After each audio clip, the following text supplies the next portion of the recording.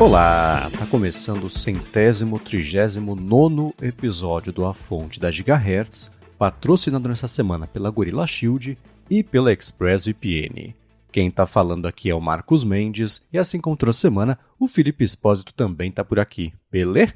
Tudo certo, Marcos, e aí, como é que vai? Tudo bem, começando uma semana na expectativa de um evento que não vai ser evento, anunciado só pelo Tim Cook, de surpresa... Foi tudo bem estranho, né?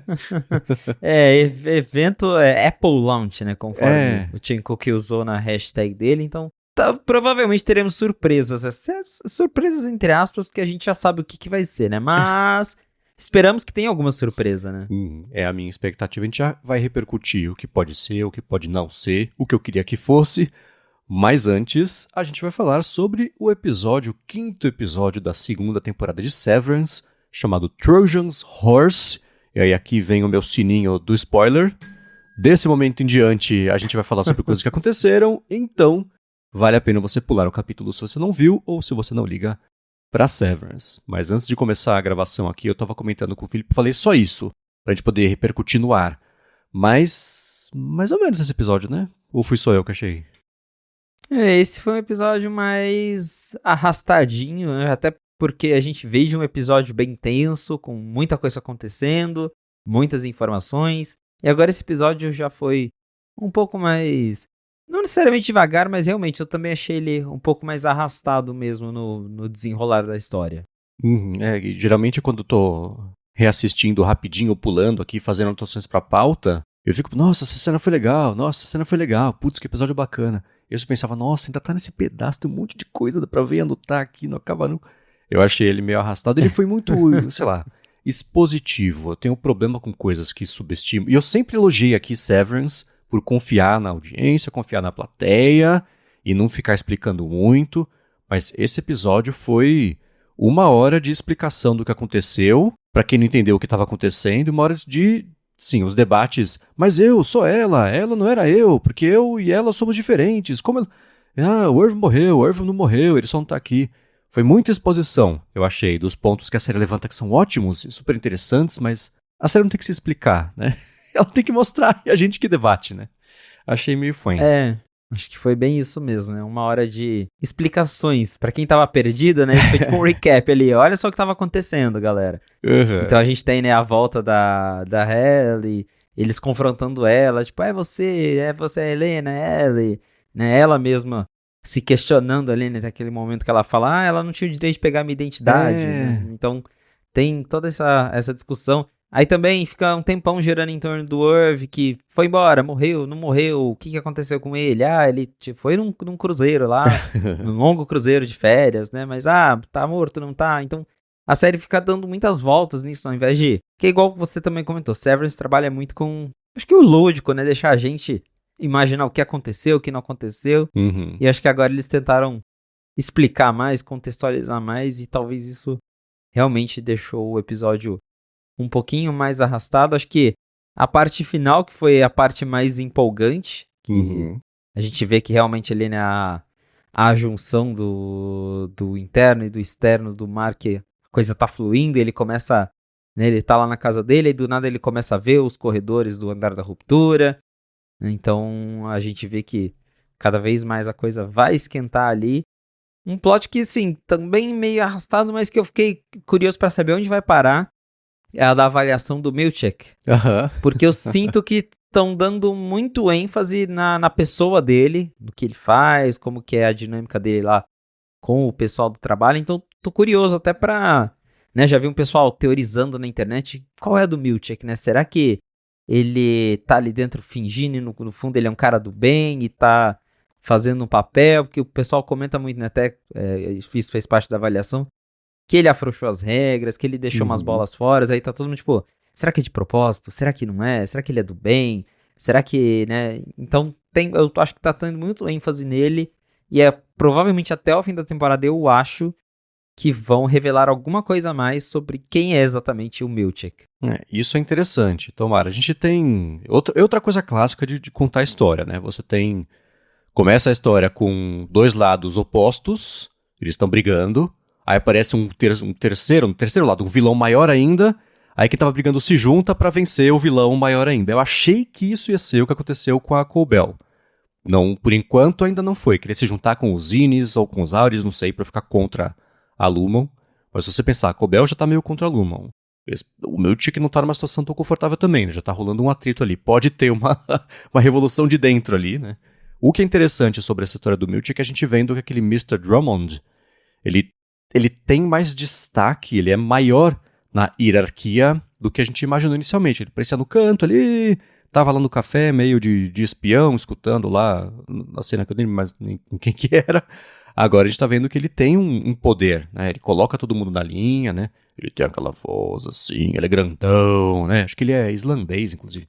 Então, a gente tá vendo, tentando entender agora a hierarquia da Lumon desse jeito, com eles mostrando um pouquinho a mais, né? A Neta ali fica no meio do caminho ali, mas ela tá sempre do lado do Drummond, não tá do lado das pessoas que estão sempre prestando contas ali naquela sala gigantesca, sempre vazia do conselho, né? Então esse lado da Lumon a gente tá entendendo um pouquinho melhor agora como é que funciona.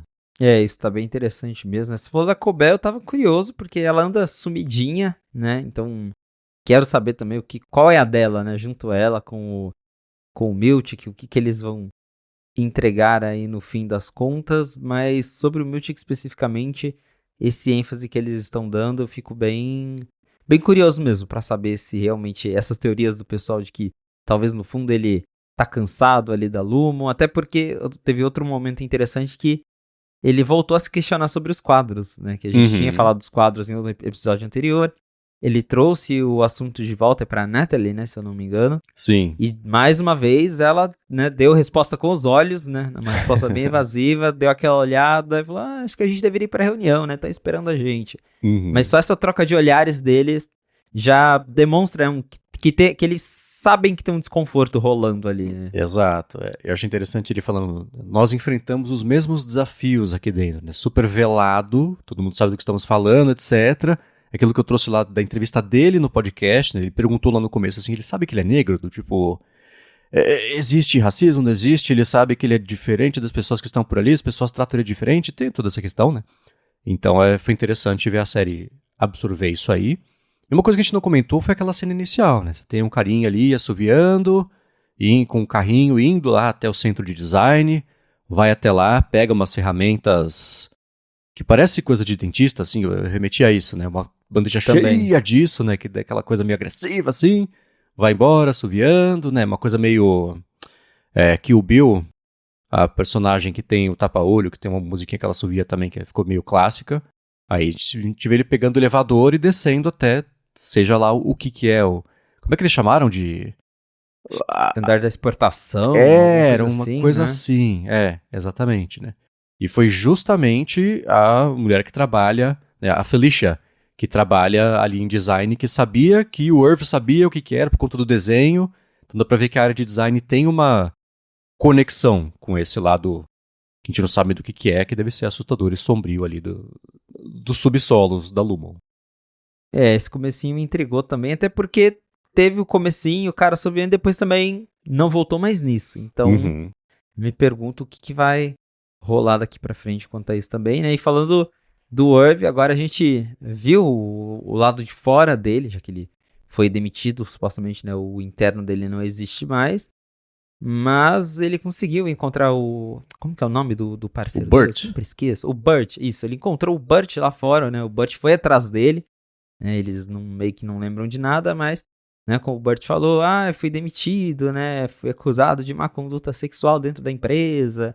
E aí eles vão conversar agora. Então também quero saber se de repente essa conversa deles vai levar em algum lugar, se de repente eles vão se juntar pra fazer alguma coisa também.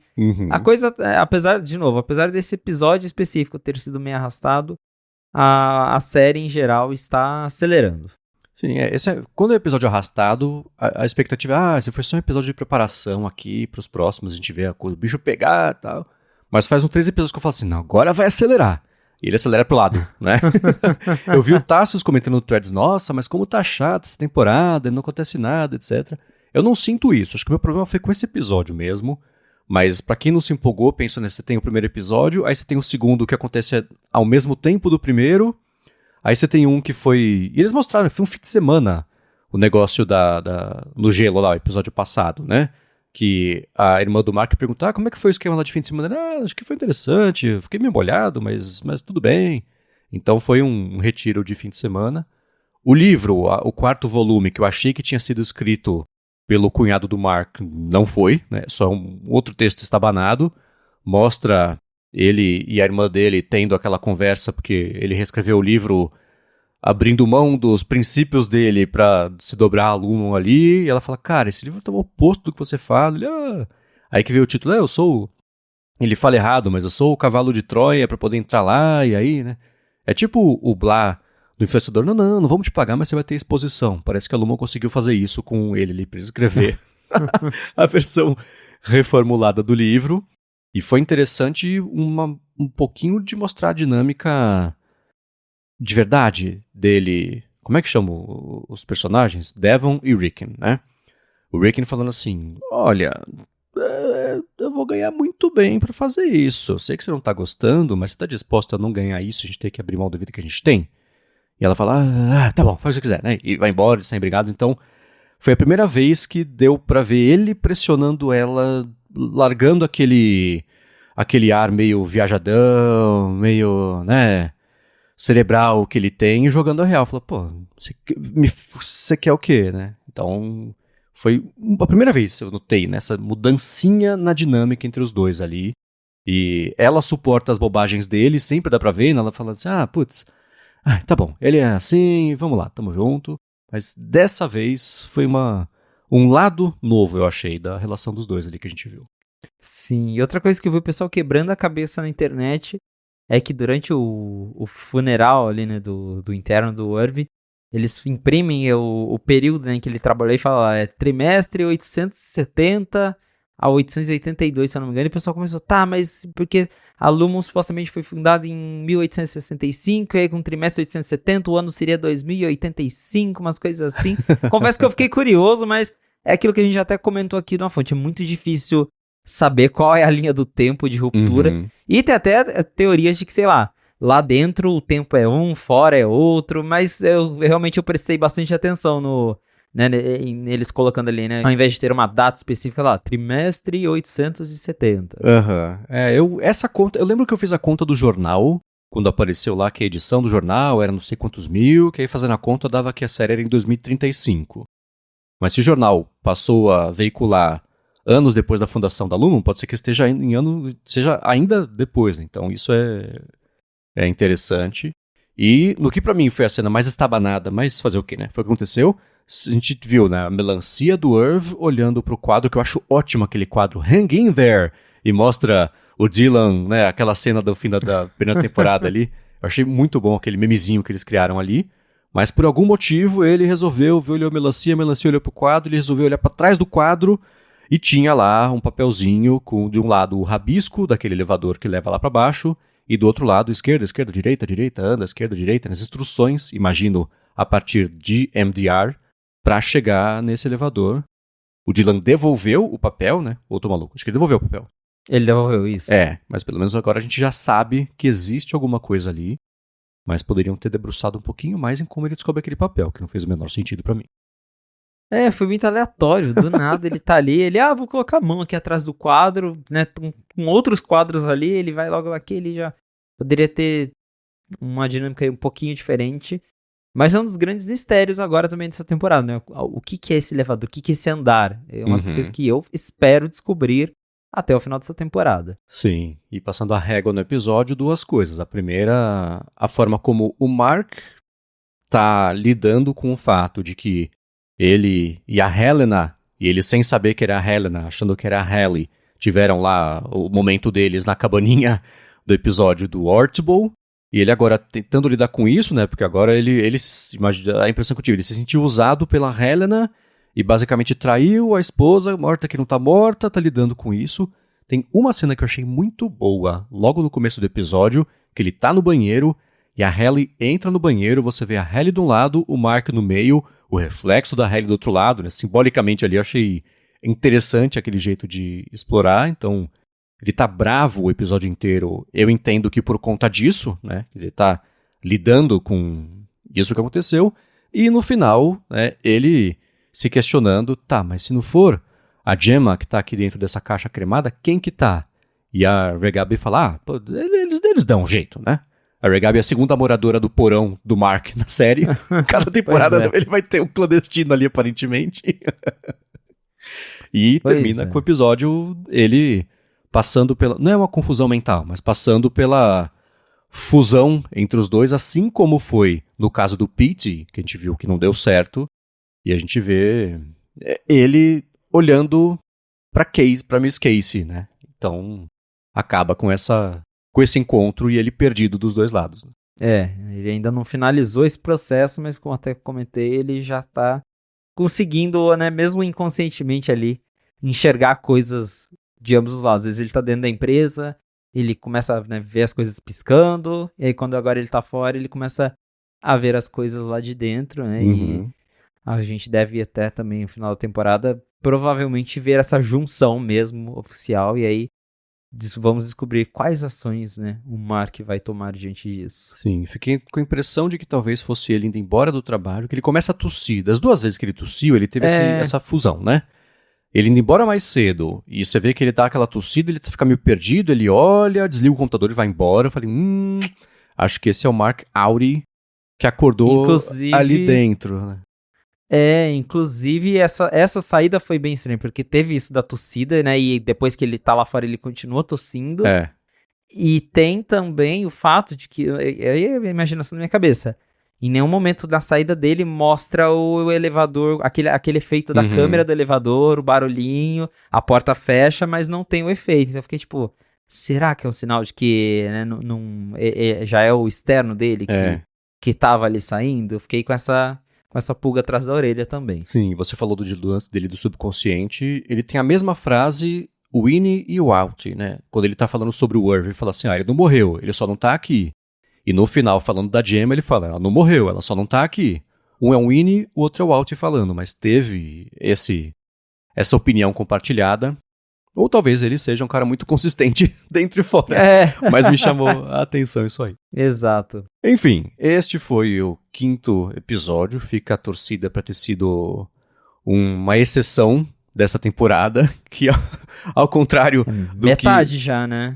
Então, né? Já chegou na metade. Tá na hora, vamos lá, né? Fica a expectativa também para acelerar. E na semana que vem a gente fala sobre o episódio que eu não vi qual que é o nome dessa vez, pra ser até isso ser a surpresa e não ter spoiler. Boa. Muito bem, a gente vai trazer aqui os assuntos dessa semana, começando com um follow-up. A gente tinha expectativa na semana passada, né? A gente tá gravando aqui, a gente não sabe que hora vai sair o episódio, pode ser que saia o iPhone, o SE 4, que não é o iPhone 4S, pode ser que não, porque o Gurman falou que vai sair, etc. Saiu o episódio, a segunda-feira acabou, aí a terça-feira veio, a quarta-feira veio, nada de lançamento. Na quinta-feira, porque tem que ter a maldição da quinta-feira, quem escuta o ADT sabe do que eu tô falando, o Sr. Tim Cook resolveu postar no Twitter um teaser de alguma coisa que vai acontecer nessa quarta-feira, agora, 19 de junho, ó. Eu tô perdido, meu Ine e meu Auri aqui, de novo, 19 de fevereiro. Eu não sei o que aconteceu. Teremos algo. Felipe, que algo talvez seja esse e quer falar do convite? Vamos falar então. Estávamos esperando um novo iPhone, né? Alguns falam iPhone SE, alguns falam iPhone 16E, enfim, né? Daí a gente vai adentrar esses rumores de iPhone novo. Mas o fato é que a gente está esperando um iPhone novo, que não é da linha 17. E o Tim Cook foi lá no Twitter, né? No X, que inclusive isso virou um outro motivo de repercussão que a gente pode falar depois. E postou o anúncio de um hashtag Apple Launch. Geralmente quando a gente vai ter um evento, né? Ter o hashtag Apple Event. Então esse tá mais com cara de ser o que a gente esperava. Aquela super semana de anúncios de Mac, que cada dia tinha um vídeo.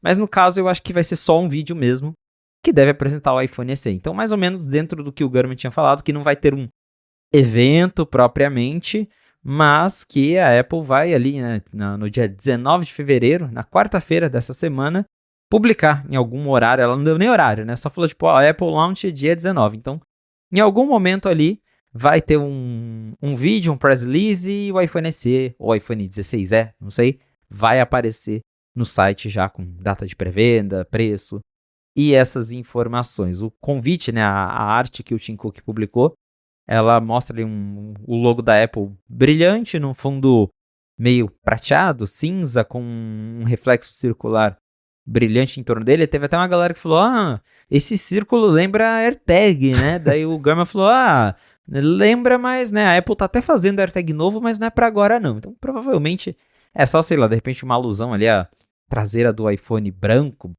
/prata, né, alguma coisa assim. Mas, né, até porque a gente também já discutiu isso uma vez na fonte. Os últimos convites da Apple normalmente não estão dizendo mais tanta coisa assim, além de, sei lá, é o wallpaper novo, né? No máximo isso. Então pode ser que esse seja o wallpaper do iPhone novo, mas em questão de, significa isso, o aparelho, não tem mais essa coisa. Então, acho que não dá pra gente viajar tanto assim. Mas tá aí, confirmado, quarta-feira, dia 19, teremos um lançamento da Apple, que provavelmente será esse iPhone. Tinha rumor também, né, de que a Apple estava preparando novos iPads, novos Macs, mas tudo indica que, até pelo jeito que o Tim Cook falou, né, venha conhecer o mais novo membro da família. Eu acho que hoje não, né, essa quarta-feira vai ser só sobre iPhone mesmo, e esses outros produtos devem vir aí numa data posterior. E isso, né, dele falar novo membro da família também gerou aí uma discussão, porque a gente vinha até falando iPhone SE, mas novo membro da família sugere que vai ter um novo nome, né? E eu lembro que alguém, até o próprio Gurman falou, mas alguém sugeriu que a Apple chamaria de iPhone 16E, porque ele teria o mesmo chip do iPhone 16, teria mais similaridades dentro, né, do hardware, apesar de ter essa carinha de iPhone 14 com Notch. Então, pode ser aí o surgimento mesmo, né, de uma nova linha, Apple matando o iPhone SE e inventando um iPhone E, que daí, né, vai ser a nova, mudou tudo, vai ser a nova versão mais barata do iPhone a partir de agora. Uma coisa assim, primeiro sobre a arte que ele publicou, eu achei lindo o efeito de reflexo e da luz, e tem uma decomposiçãozinha da luz meio coloridinha ali, esse próprio círculo que é uma espécie de aberraçãozinha cromática assim, né? Eu achei muito engraçado. Círculo? Nossa, AirTag é circular, só pode ser um AirTag novo. Calma. É claro que não ia. E eu penso assim, não desperdiçar, entre aspas, uma arte tão bonita quanto essa para AirTag. E eu... mesmo no caso do iPhone, eu falo, poxa, essa arte ficou tão bonita, né? Você, entre aspas, desperdiçar para um iPhonezinho novo, que é para ser o mais básico ali da linha, né? Que pena. Uma coisa que eu tinha pensado, e o Rambo até comentou comigo depois, pô, imagina se fosse a parte de trás do HomePad, né? Que legal que ia ser o cromado, bonitinho, reflexivo e tal. Eu tenho uma esperançazinha, não de lançar, mas da gente ver um produto novo, porque ficou ambíguo, né? Eu tinha que falar, veja um novo membro da família, pode ser da família de produtos da Apple. Aí sou eu aqui viajando, né? Mas o mais provável é que, para mim, eu entendo como da família de produtos dos iPhones 16. Então, eu acho que vai ser o 16E, mesmo que sempre só 16Z, mas não é. Então, eu acho que vai ser mais por aí. A gente viu, ele colocou, né? E nos eventos da Apple, geralmente tem a hash flag, né? Que é um iconezinho customizado. Tem nesse caso também, então, para quem, não sei, posta e coleciona esse tipo de coisa, você pode postar esse que tem também. É uma coisa geralmente associada a evento, mas a minha expectativa é que seja mesmo um videozinho de 15 minutinhos, ali no máximo, né? 10 minutinhos, explicando que o iPhone, o velho é novo de novo, que esse iPhone, para quem quiser, vai ser o jeito mais barato de entrar para a Apple Intelligence. Acho que esse pode ser um dos, não desse jeito, né? Mas um dos apelos que a Apple pode mostrar ali como benefício de por que esse telefone pode ser vendido ou comprado. Tem essa expectativa além do iPhone da Apple lançar o tal HomePad. O Gurman até apareceu na última coluna dele para falar que a Apple está trabalhando no HomePad, mas que ele não deve ser lançado antes de abril. Então, se rolar, vai ser um teaser. Pode ser que role, porque tem muita coisa que a gente está esperando, né? Eu falei já de Mac e iPad de novo, mas tem o iOS 8.4 também, que a gente já esperava um beta. Não veio o beta, deve sair nessa semana. Também, Mark Gurman comentou que a Apple estava ali num conflito interno, porque parece que aquela parte de nova Siri que a Apple apresentou, que ela consegue controlar os apps, consegue entender mais o contexto pessoal do usuário, parece que isso está bem bugado, parece que não está funcionando legal pelo que o Mark Gurman ouviu, e até isso teria levado a Apple a segurar o beta e decidir se eles vão tirar isso e passar para um 18.5, se vai vir desligado por padrão e a pessoa tem que ir lá e ativar. Mas enfim, o fato é, a gente está esperando uma grande novidade para Siri no 18.4 e o Gurman também relacionou isso com o HomePad, porque o HomePad, segundo ele, e também como a gente já analisou nos códigos do iOS e publicamos no 95Mac há bastante tempo, ele vai se beneficiar bastante dessas coisas de Apple Intelligence, de controle da Siri. Então, talvez a Apple, né, se o iOS atrasa, o HomePad provavelmente também atrasa. Mas, considerando que a ideia era lançar essa nova Siri com o 18.4, chuto eu que, né, faria um certo sentido apresentar, pelo menos dar um tease desse HomePad para falar, tipo, olha, temos a nova Siri e olha só o que ela possibilitou, né? Um novo produto para controlar a casa, pipipi, papapá, toda aquela história. Então, quem sabe a gente tem aí, né, esse teaser, mas considerando que não vai ser um evento e sim um Apple Launch, eu acho que faz mais sentido pensar que é só um iPhone SE mesmo e que talvez lá em abril daí a Apple faça um evento para tipo iPad, Mac M4, HomePad e todas essas coisas. Isso, né, sendo realista, deve ser isso que vai acontecer. Mas como eu queria ver uma novidadezinha lá. Vamos ver o que vai rolar. E o bom de ser na quarta-feira e de não ser hoje, que a gente não vai ter que gravar episódio emergencial, sair correndo no meio da tarde para gravar o remendo, colocar aqui com o plantão da Globo. Na semana que vem, é claro, a gente comenta. Seja lá o que for esse lançamento, mas vamos com expectativa de iPhone SE novo, ou o sucessor espiritual da linha do iPhone SE, que eu acho que é o jeito de não se frustrar quando a gente descobrir exatamente o que vem na quarta-feira. Bem isso. Muito bem, agora eu vou seguir aqui com os follow-ups do que vocês mandaram pra gente, de impressões dos últimos episódios, umas novidades que tem a ver com assuntos também que já passaram por aqui, mas antes eu vou tirar um minuto do episódio para agradecer a Gorilla Shield, que segue patrocinando a fonte, oferecendo 5% de desconto cumulativo com os descontos no site. Se você acessar gorillashield.com.br, o link está aqui na descrição, e usar o cupom GHZ no checkout. A Gorilla Shield oferece uma série de acessórios para sua vida digital, para telefone, para tablet, para computador, né? Então desde mochila até cabo, até carregador, até capinha, tem fone de ouvido, tem acessórios de monte. Eles estão com uma promoção de carnaval interessante, com lançamentos também bacanas que você pode dar uma espiadinha no site. Tem, por exemplo, desde o pessoal que vai sair no bloquinho aí para não ser roubado, eles têm o cordão strap super resistente que eles mostram ali, grosso, né, para você colocar junto do iPhone, da capinha ali, para não levar seu iPhone embora no bloquinho. Eles têm o que eu acho super legal, você pode ver, tá na home direto do site, o carregador wireless 3 em 1 deles, para você carregar o iPhone, o Apple Watch e os seus AirPods, tudo juntinho ali, ele dobra, é super bonitinho, fica fininho, é bem legal. E você pode conhecer tudo isso acessando gorillashield.com.br e usando o cupom GHZ no checkout, você ganha 5% de desconto cumulativo com os descontos no site. Mais uma vez, gorillashield.com.br. Muito obrigado a Gorilla Shield pelo patrocínio de mais esse episódio da Fonte e pelo apoio a toda a Gigahertz. Valeu, Gorilla Shield. Muito bem, a gente comentou aqui sobre o Vision Pro e o sucesso ou insucesso dele. E o Nicolas Lima falou o seguinte, o Vision Pro mudou completamente a maneira de interagir com headsets. Ele falou que tanto que a Meta correu para deixar o rastreamento de mãos decente nos Quest, porque essa inovação da Apple mostrou que para navegação casual, usar a mão é o melhor controle. Ele falou que até a Sony, com o PlayStation VR 2, também está adicionando mão como forma de navegação, e para game isso muda o cenário. Ele falou que a Apple tem o melhor, mas o Quest é mais divertido. Ele falou que esse é o problema e não o preço. Eu acho que é um pouco dos dois, né? O Vision, eu até vi uma discussão no Reddit esses dias sobre, né? O que falta pro Vision Pro fazer sucesso? Eu falei, comentei, falta tudo, né? Porque não é só um fator. Ele é caro, ele tem poucos apps e ele é um trambolho pesado que tem que andar com uma bateria pendurada. Então, não é só uma coisa que vai aumentar o desejo por ele. Vai ter mais apps, legal, mas vai continuar custando R$3.500 enquanto o Quest continua sendo a opção mais baratinha para quem quer assistir um filme, para quem quer jogar um joguinho sem muito compromisso. Então, para pro Vision Pro virar um produto de massa, eu acho que realmente a Apple teria que focar no modelo mais barato, mais leve e, ao mesmo tempo, fazer aquilo que a gente já comentou várias vezes aqui. Trabalhar com desenvolvedores para trazerem apps importantes, jogos. Aí, com a junção de tudo isso, pode ser que ela consiga competir ali um pouco mais com o Quest. Porque não tem jeito. A gente também já falou disso várias vezes aqui no Fonte. Vision Pro tem tecnologias bacanas, é incrível, é avançado, tem sensores incríveis. Mas às vezes a pessoa vai lá, tipo, vê aquela demo incrível e pensa, tá, o que eu vou fazer com isso, né? $3.500.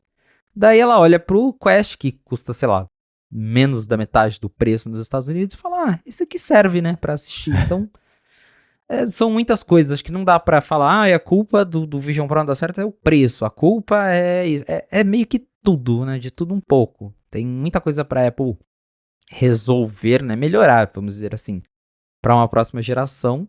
Espero que eles consigam. De novo, Vision Pro é um produto legal, mas do jeito que ele está hoje, é uma coisa nichada e não tem jeito. E talvez, daí vai da Apple também, né? Se eles vão aceitar ficar com essa... De aceitar vender, né, esse produto nichado como um produto nichado, porque tem a questão do direcionamento, como a gente teve lá no primeiro Apple Watch, que a Apple tentou vender Apple Watch como um acessório de moda. No meio do caminho, ela viu que fazia mais sentido divulgar como um acessório fitness e de saúde. Talvez com o Vision Pro, né? Ela tenta fazer isso também. Olha que legal ver o dinossauro 3D. Olha como é legal assistir a tela grande na sua casa. Talvez o Vision Pro vai ser esse produto para médico, engenheiro, e está tudo bem, né? Uhum. Ele pode ser um produto nichado e aí talvez a Apple comece a ajustar a comunicação para esse lado. Mas claro, vai depender do que ela quer. Se a ideia é deixar ele nichado, do jeito que tá bom. Agora, se eles querem, né, transformar o Vision Pro num produto de massa, aí realmente não tem só uma questão para resolver. É preço, aplicativo, design, tem muito chão pela frente. E pra parte, é curioso a comparação até com o PlayStation VR. Eu não costumo jogar jogos assim no meu dia a dia, não tenho nenhum console de videogame, coisa assim. Mas o que eu vejo do pessoal comentar é que faz falta justamente um controle mais tradicional para jogos em que você precisa de um controle mais tradicional. Para um outro jogo, talvez você fazer com a mão ali, um Fruit Ninja, isso aí, beleza, né? Mas jogar um joguinho de drift, de carro, de corrida com a mão, sei lá, né? Então, tinha até um papo de que a Apple ia vender, acho que o controle do PlayStation ou do Xbox, um dos dois, direto na Apple Store. Parece que tem uma parceria com a Sony.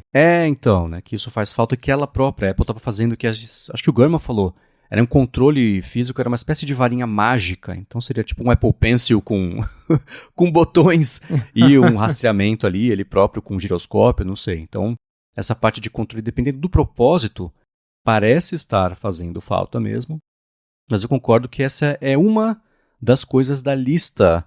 E o problema da lista é o seguinte, né? Se a gente for listar, você acabou de fazer isso, listar tudo que está fazendo falta, é para um monte de mercados. Eu acho que o Vision Pro, como você também acabou de comentar, vai estar seguindo o mesmo caminho de todos os outros headsets imersivos. É para tudo, logo não é para nada. Ele fala, então tá bom, vai ser para isso e para isso. Vai ser para jogos e para o pessoal fazer cirurgia, como um brasileiro fez, virou notícia, inclusive, faz uns meses, né, que esse tipo de coisa é super útil. Mas para dia a dia você usar como se fosse o computador. E eu detesto fazer esse argumento, porque eu já usei ele como exemplo várias vezes de como ele é míope, mas eu acho que ele faz sentido, né? É só usar o computador, né? É como, criamos aqui um monitor de teto que você compra junto com o espelho, porque aí você não vai ter dor no pescoço para usar. Porque eu acho meio parecido, assim, né? Você colocar. Todo mundo que tem o Vision Pro fala que você colocar o Vision Pro é um evento, né? E um evento do jeito chato, né? Você tem que você vai estar sem bateria. Aí você põe a bateria para carregar, aí você pega o negócio, você põe na cabeça, aí você faz o login, você começa a mexer. Nossa, nesse tempo você já terminou o que você estava fazendo trabalho, né? Então esse atrito, eu acho que é uma coisa ainda que é um problema dessa categoria de produtos. Não tem como ele não ter esse atrito, porque você está botando um negócio na sua cabeça que interrompe um dos seus principais sentidos para você fazer a mesma coisa que você faria de um outro jeito que você está acostumado. Então acho que isso é um problema. Mas eu não sabia que, por exemplo, tanto o Quest quanto a Sony estavam investigando e adotando essa parte de controle mais com as mãos do que você mexer com um controle físico. Você vê que dos dois lados O pessoal quer o outro, né? Ou se interessa pelo outro. Você tem o controle, você quer mexer com a mão, você tem um controle só com a mão, você quer um controle. Então, no fim das contas, como sempre, a resposta vai estar meio no meio do caminho dos dois, né? Com certeza, dá pra aprender. Os dois lados têm coisas a aprender um com o outro, né? Então, realmente eu vi mesmo que a Meta já vem trabalhando, acho que já tem uma atualização que foi lançada que melhora o hand tracking nos MetaQuest. Então, é bem isso, né? O da Apple é legal, funciona bem, as outras querem trazer isso pro produto delas. Mas, de novo, pra isso de jogos, não tem jeito. Tem jogo que não dá pra jogar só com a mão no ar invisível. Precisa, né, de um grip ali, de uma coisa pra você segurar. E o pessoal que tem o Quest sabe disso. Então, até de novo, a gente acabou de falar que o Mark Gurman disse já que a Apple vinha trabalhando uma parceria com a Sony para suportar o controle do PlayStation VR no Vision Pro e também para vender o controle na loja oficial da Apple. Diz que estava esperado para essa parceria ser anunciada no começo do ano, mas alguma coisa aconteceu, atrasou, talvez até questão de software mesmo, de suporte, quem sabe vem aí com o Vision OS 2.4, que inclusive temos rumores sobre o próximo beta. A gente fala tanto de iOS 18.4, de quando vai sair, mas temos boatos de que o Vision OS 2.4 será uma grande atualização, vai trazer grandes novidades para o Apple Vision Pro, e por isso acho que ninguém esperava ou ninguém ligava muito, mas tudo indica que o Apple Vision Pro vai ganhar Apple Intelligence, olha só. Uma das críticas à Apple Intelligence e ao Vision Pro era o fato do Vision Pro não ter Apple Intelligence, né? Todo app que a Apple lançar, aplicativo de convites, não está disponível para o Vision Pro. Ok, né? Mas Apple Intelligence sendo o principal blar que a Apple tem feito no último ano para promover os produtos, não ter no Vision Pro, que é um produto que precisa de outras coisas para promover, fazia uma falta conceitual, eu acho que fazia, né? Então, essa possibilidade não, né? Essa ideia de que vai chegar, ok. Aí eu acho que chegou atrasado para as 40 pessoas que tem o Vision Pro, inclusive o William Max, abraço para ele. Mas, tá aí. Eu li um comentário ótimo do Red, que é o recurso que ninguém liga pro dispositivo que ninguém liga. É meio por aí, vamos ver o que vai rolar. Isso foi outra coisa, né? Na semana passada o Mark Gurman tinha comentado, na sexta-feira vai ter um anúncio ligado ao Vision Pro, e o pessoal ficou pensando, o que será que é, né? Tinha uma história de que podia ser a Apple formalizando uma parceria que parece que ainda tá para rolar, de vender o Vision Pro em canais de varejo, num Walmart da vida, uma Best Buy da vida, até com preço diferente em relação ao preço oficial, como acontece com, sei lá, a Apple anuncia um MacBook Air, das 2 semanas, MacBook Air está com $50 de desconto se você comprar pelo Walmart, né? Que ela faz aqui no Brasil também com um pouco mais de $50 de desconto para vender nos canais de varejo aqui diferentes dela, né? Mas não foi isso, foi... eu não vi muita gente além do Gurman falar, mas que a Apple estava na sexta-feira e ia fazer algo para a imprensa, que deve ter sido esse anúncio aí da Apple Intelligence para Vision Pro. Provavelmente foi esse anúncio mesmo. De novo, os betas devem sair essa semana, né? Tanto que tem o iPhone SE na quarta, então talvez até no mesmo dia, né? Talvez durante a manhã a Apple anuncie o iPhone e à tarde saem os betas, algo por aí. Deve sair ou terça ou quarta. Mas grandes novidades chegando para os softwares da Apple em geral, né? No caso do Vision Pro, Apple Intelligence para as 40 pessoas, nas palavras do Marcos. Vamos ver o que a Apple tem de bom pra gente nessas atualizações que estão para chegar. Isso aí. E falando em atualização, uma dica rápida aqui. Não é patrocínio dessa semana, mas o Gentler Streak ganhou uma função que eu achei interessantíssima, que eu vi que o Felipe até publicou um post no 95Mac falando sobre isso, de widgets. E tem um especial que eu gostei muito, mas quer falar dos widgets? Sim, então para você que usa Gentler Streak, ou para quem não conhece e quer conhecer, né, o aplicativo de fitness que a gente sempre comenta aqui no A Fonte, eles lançaram uma atualização na semana passada que adicionou vários novos widgets de tela de início. Então, se você tem um aplicativo no seu iPhone ou iPad, consegue colocar os widgets com estatísticas, né, com métricas de saúde, aquelas que você encontra na seção Wellbeing, né, de seção bem-estar do Gentler Streak dentro do aplicativo. Então você consegue colocar ali a média de temperatura corporal, que é algo que no próprio, para quem tem Apple Watch do Series 8 em diante, se eu não me engano, que tem o termômetro, ou 9, eu não lembro agora em qual Apple Watch a Apple colocou o termômetro de punho. Eu acho que é no 9. Um dos últimos Apple Watches, né, que tem o termômetro, se você tem ele, pelo Saúde da Apple, você não consegue ali diretamente ver a sua temperatura, né? Porque tem aquela coisa, só coleta à noite, durante o sono. Então, agora com o Gentler Streak, que já mostrava essa info, eles adicionaram esse widget para você ver ali a média da sua temperatura corporal. Então, isso você consegue colocar. Tem um widget bacana que ele tem todas as métricas, então você consegue ver os gráficos de todas elas um ao lado do outro, tal qual dentro do aplicativo mesmo. Média de oxigenação de sangue. Então, tudo isso agora você tem ali acesso direto na tela de início do seu celular. E os widgets ficaram muito bonitinhos, suporte a Dark Mode, tudo bem arrumadinho, tal qual, né? O Gentler Streak é um app muito bem feito, então se você tem, dá uma espiada, faz, né? Abre a App Store, atualiza o aplicativo, vê se está atualizado, e aí coloca lá os novos widgets. Eu mesmo curti bastante. E se você não conhece, Gentler Streak é um app muito legal para você se motivar, se exercitar, ver como é que tá a sua saúde. O app usa os dados do Apple Watch para dar ali esse panorama geral de como que você está, se dá para você se exercitar mais, se você está de repente doente, baseado nas últimas métricas, se você tem que descansar. Então, é um app muito legal. Eu uso bastante e curti os novos widgets. Pô, também o que eu curti foi justamente esse que você falou das múltiplas métricas do corpo, né? Que te mostra a frequência cardíaca em repouso, a temperatura, dependendo da sua versão do Apple Watch, a variação também da frequência cardíaca, a frequência respiratória, saturação de oxigênio. Então é um que a própria Apple também tinha mostrado, né? No Apple Watch, esse tipo de medição. Você coloca como o widget direto do Gentler Streak, direto na sua home. Bem interessante, o link vai estar aqui na descrição para quem quiser conhecer melhor. E seguindo aqui com os follow-ups, na semana passada você mencionou, Felipe, da possibilidade de ter um aspirador, robô aspirador, né? Que a gente falou daquele robô da luminária da Apple. Para quem não viu, o link também vai estar na descrição. E você falou, né? Imagina um robô equipado com um braço. E o Clayton Machado falou que, curiosamente, na CES agora do começo do ano, a Roborock apresentou o Saros Z70, um modelo que incorpora justamente um braço mecânico robótico para ir tirando as coisas do caminho e colocando no lugar ao mesmo tempo em que aspira a casa, que eu achei super interessante. Pois é, eu não sabia dessa, até acabei assistindo mais cedo ao vídeo de apresentação.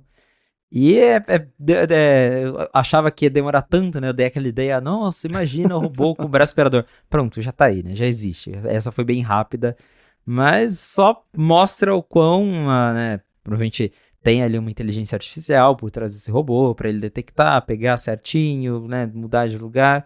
Então só mostra o potencial que essas tecnologias têm, né, de facilitar o controle ali de tarefas, gerenciamento de tarefas domésticas.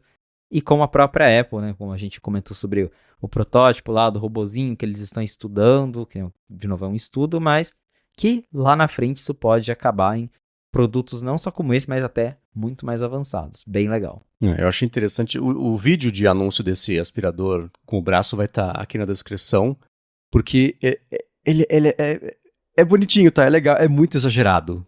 Tudo começa com, tipo, como se fosse um eclipse e tudo com umas tomadas, tipo, é o Michael Bay sem as explosões, mas umas tomadas dramáticas do braço pegando uma chinela que tá no corredor, sabe assim, botando no lugar e papelzinho e tudo.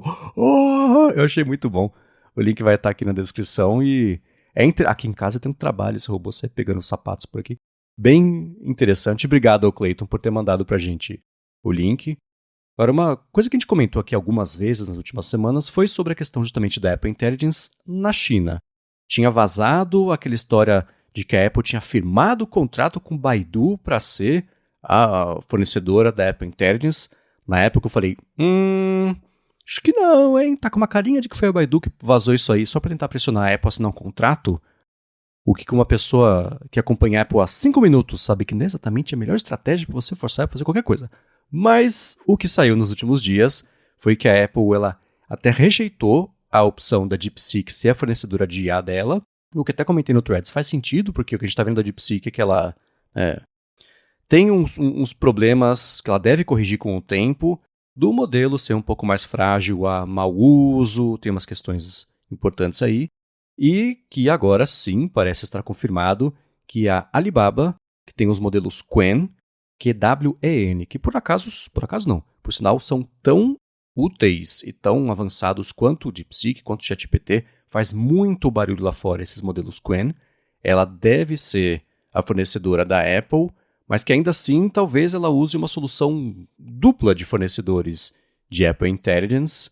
E, enfim, né, pode ser um uso diferente do que a gente está vendo aqui, do contrato que ela tem por enquanto só com a OpenAI, né? Exatamente, então estávamos discutindo quem que ia fornecer Apple Intelligence lá na China, quem que ia ser a parceira da Apple. Aparentemente, a parceira principal é a Alibaba, então o presidente, né, o chairman da Alibaba Group, falou na semana passada confirmando que ele, a Alibaba e a Apple chegaram num acordo para que, né, teria satisfeito o governo chinês, toda aquela questão, então meio que rolou essa confirmação. Ele até fez um comentário falando que a Apple foi muito seletiva, conversou com várias companhias e no fim das contas escolheu a Alibaba. Então a Apple já vinha falando há bastante tempo que tinha essa vontade de trazer a Apple Intelligence para a China, mas como a gente sabe, na China você precisa ter leis específicas para processar não só coisas de internet, mas dados de IA também, tem que ser processado lá, tem que ter os filtros do governo de lá. E depois dessa notícia, Mark Gurman trouxe mais detalhes sobre como que vai funcionar a Apple Intelligence na China, detalhes sobre esses acordos. E, no fim das contas, até tem Baidu envolvido no meio, mas não como a gente esperava. Então, a explicação agora detalhada, né, é o seguinte. Como que vai funcionar? A Alibaba, ela não vai fornecer modelos de IA. Na prática mesmo, o que vai acontecer? A Apple vai usar os modelos dela de Apple Intelligence, então quando você vai lá usar para corrigir um texto, resumir notificações, criar um Genmoji, vai ter o modelo da Apple ali, mas a Alibaba vai colocar uma camada por cima desse modelo que vai detectar o output, vai processar e vai filtrar de acordo com as exigências do governo local. Então, basicamente, o que vai acontecer é isso. A Alibaba vai criar um sistema, né, quase que uma IA por cima da IA, para ver se o que a IA da Apple está falando ou está gerando está de acordo com o que o governo quer. Se tiver, beleza, vai aparecer para o usuário, se não, né, a gente sabe, o dado provavelmente vai ser censurado, vai falar que não deu para gerar, enfim. Então, o papel da Alibaba nesse recurso de Apple Intelligence é realmente funcionar como um filtro e como um intermediador entre a Apple e o que o governo chinês quer. Então, até o Gurman fala, quando o governo chinês entender que ele quer censurar uma nova informação, ele vai passar isso para a Alibaba vai aplicar essa camada, e aí o próprio iOS, né, vai usar ali na hora que sair o output. Se for um aparelho chinês, ele vai usar o filtro do Alibaba para ver se a resposta está nos conformes e aí detecta, e aí vê se mostra ou não para o usuário. Então esse que vai ser o papel do Alibaba, e até o Gurman falou que vai ter um sistema novo no iOS, de novo, só para aparelhos chineses, que vai detectar com frequência qual foi a última vez que o banco de dados ali, né, que o modelo foi atualizado, e se for um modelo muito desatualizado, a Apple Intelligence já vai ser desligada automaticamente até o sistema baixar em segundo plano. Vai ser tudo invisível para o usuário, mas, sei lá, você ficou um mês desligado da internet. Automaticamente o iPhone chinês vai cortar a Apple Intelligence até baixar novos modelos para garantir que as censuras do governo estão sempre ali atualizadas de acordo com o que o governo quer. Mas também tem Baidu na história, né? A gente estava falando de Baidu, e o que o Baidu vai fazer é basicamente substituir o que Google e OpenAI ChatGPT fazem hoje com Apple Intelligence. Então, por exemplo, quando você usa aquele Visual Intelligence do iPhone 16, que é segurar o botão de câmera ali do lado, ele abre aquela telinha para você tirar uma foto de uma árvore e ele mostra, essa planta aqui é tal. Quer pesquisar no Google? Quer perguntar para o ChatGPT? Aí, no caso, lá na China, vai ser a IA do Baidu que vai entrar nesse lugar. Então, a Alibaba vai ser a camada de filtro das respostas dos modelos da Apple, e o Baidu vai fazer essa parte de busca externa fora dos modelos da Apple. Então, terão os dois ali trabalhando juntos. Segundo o Gurman, o suporte ao chinês, isso a Apple já confirmou, que o suporte ao idioma chinês vai entrar já com 18.4, mas que a Apple só vai virar a chavinha mesmo na China lá para maio, né? O 18.4 está previsto para sair em abril, né? O beta vai sair agora, mas lança mesmo só em abril. Mas que a Apple só vai virar a chavinha na China mesmo em maio, depois que ela se certificar que esses filtros, que todo esse sistema estará funcionando. Mas a ideia é trazer Apple Intelligence constante, porque tem aquele discurso furado do Tim Cook, né? Nos países que tem Apple Intelligence aumentou a venda de iPhone. E aumentou quanto, né? Vendeu 2 a mais. Mas a ideia é que eles, né, levem isso para a China, até porque a gente já sabe que a Apple está enfrentando uma competição pesada lá na China, então para eles é interessante ter mais recursos para tentar, né, ter mais argumentos ali na hora de vender iPhone novo. Essa arquitetura de você ter um modelo, não é espionando, mas ficando de guardinha do outro modelo, é uma coisa que acontece com todos eles. Hoje em dia, a OpenAI está melhor em fazer isso, mas quando você mexia no ChatGPT no começo, acontecia o quê? Você estava digitando, escrevendo alguma coisa com ele, você testava um limite ali, né, via como ele se comportar com alguma coisa, ele começava a dar uma resposta, parava, recolhia a resposta e falava assim, erro, ou tipo, não posso responder. O que é exatamente o que o pessoal notou que faz também o DeepSeek, né? Você pergunta da China, ele fala que não, né? Ele começa a responder e recolhe. O modelo aberto, quer dizer, o modelo na internet versus o modelo local tem umas diferenças de comportamento, mas essencialmente é isso. O que é? Você tem um segundo modelo olhando a sua conversa com o modelo e ele intervém se ele entender que alguma coisa está fora dos termos que estão ali para o negócio funcionar. Então, já é uma coisa meio padrão do funcionamento desses modelos. E é claro que na China seria a mesma coisa. A gente está falando de um jeito muito normal aqui sobre censura, e sobre, mas essa regra que é lá, né? Falar que é um absurdo, vai resolver o quê, né? E também, deixa pra lá. Então é uma coisa que a gente tá ficando normal, né? Então vai ser interessante ver. E outra coisa também que eu acho importante assim, até só pontuar, a Apple Intelligence, o funcionamento dela é uma coisa isolada, autocontida, e quando precisa de mais, aí sim a Apple recorre a esses terceiros.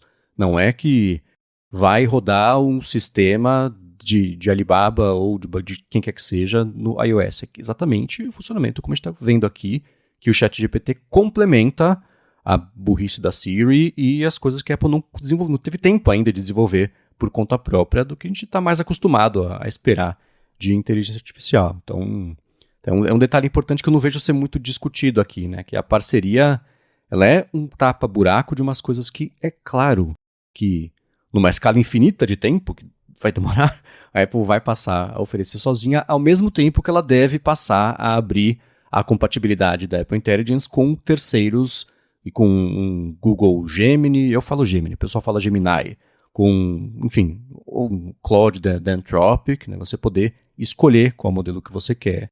Então, isso deve estar no roadmap ainda que não tenha sinais muito práticos. Na verdade, a Apple falou, né, o Craig Federighi falou de começar com o ChatGPT, ele falou uma coisa assim, né? Isso. Então a expectativa é que se você vai começar com um, você tenha mais no futuro, né?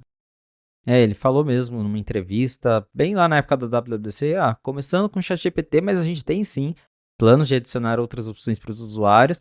Eu chuto que, né, dessa parceria entre Apple e OpenAI deve ter rolado um acordo de um ano de exclusividade. Eles não discutem, mas com certeza rolou, tipo, por tanto tempo vai ser exclusivo do ChatGPT. Aí, talvez no iOS 19, daí sim começa a abrir para outras IAs. Mas até o Gurman já reportou há algum tempo que a ideia da Apple é no futuro ter a sua própria IA generativa para respostas mesmo, para usar na Siri, mas que isso viria lá para o iOS 19.4. Então a gente está falando de abril de 2026, quando a Apple vai começar a ter ali seus próprios modelos para dar respostas. Porque essa tal Siri mais inteligente que a gente está esperando agora, ela não é para dar respostas, ela é essa coisa mais contextual para reproduzir comandos, né? Você pedir para ela encontrar uma informação nas suas mensagens, ela encontrar. Não é aquela coisa para ficar batendo papo, responder perguntas sobre o universo. Essa parte da Siri ainda vai continuar burrinha e o que não souber vai para o ChatGPT, né? Mas parece que ano que vem, daí sim, a Apple já deve ter um modelinho melhor ali para colocar na Siri e fazer ela responder perguntas sem depender de ChatGPT ou outras IAs da vida. E tem uma coisa, só para quem usa Android, tem a Perplexity, que é hoje em dia o Google com o IA mais avançado que tem. Né? Eles começaram com muitos problemas feios de bastidores, de mau uso, etc. E estão melhorando aí nos últimos meses. Até voltei a usar mais por conta disso. Tem uma parceria com a Vivo, né, que a cliente Vivo consegue resgatar um ano aí de Perplexity Pro. Recomendo quem é cliente da Vivo faça muito isso. Muito bom. É excelente.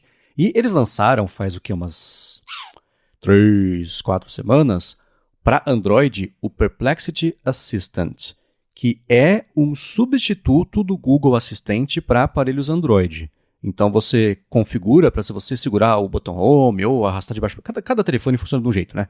Mas o que você chamaria o assistente, chamaria o Gemini, ou Gemini, você chama eles. E agora que eles ganharam um pouquinho de coisa de agência, então, lembrete, faz uma pesquisa e guarda o resultado e me mostra só quando chegar no trabalho. Coisa assim, né? Que você usa o dispositivo, armazena, você usa geolocalização. Isso só, por motivos óbvios, só dá para fazer no Android, só está disponível por lá. Mas essa flexibilidade de você poder escolher o assistente do seu aparelho, do lado da Apple, eu imagino que por ajustes seja uma coisa mais limitada, mas que também passe a chegar aí no futuro próximo, nem que seja como ela está fazendo. Você usar o ChatGPT por meio da Siri, você usar a Perplexity por meio da Siri, né? Mas indo além de fazer uma pesquisa, poder fazer lembrete, ajustes que vão além de, né, uma pergunta e resposta. Isso é interessante e promissor, ver quanto que a Apple abre, ou pelo menos faz por conta própria, uma coisa dessa, porque se não tiver, logo logo vai parecer bem atrasada por não ter, né? Com certeza. Acho difícil ela abrir tudo que a gente conhece a Apple, mas também, né, com cada vez mais pressão de União Europeia e afins, quem sabe, né? Pois é. Agora, para finalizar, a gente está ainda nos assuntos dos últimos episódios. Ainda teve coisa nessa semana, mas para a gente passar a régua, a gente comentou aqui, inclusive no episódio passado mesmo, sobre Studio Display, né? Será que vem, será que não vem, quando que vem? Porque, ainda vale a pena, que o Felipe escreveu sobre isso, né? Vale a pena, mas, puxa, o mesmo preço do lançamento dói, né? Talvez a espera já tenha um prazo, ainda que meio elástico, para acabar. Agora a gente tem um horizonte, tem um alvo, né? Para saber quando que deve vir um Studio Display novo. Tudo indica que ano que vem teremos um Studio Display novo, que é, como o Marcos falou, bem elástico, porque pode ser janeiro, pode ser dezembro, então fica meio aberto aí, mas segundo fontes, não só o Mark Gurman, mas recentemente o próprio Ross Young comentou que, segundo as fontes dele, o Ross Young é o especialista na lista em displays, ele falou que a Apple está já trabalhando com a LG, se eu não me engano, ele comentou ali que a Apple está trabalhando numa nova tela de 27 polegadas, que é atualizada, que tem mini LED. Provavelmente ele estava falando do Studio Display, e aí o Mark Gurman veio e corroborou.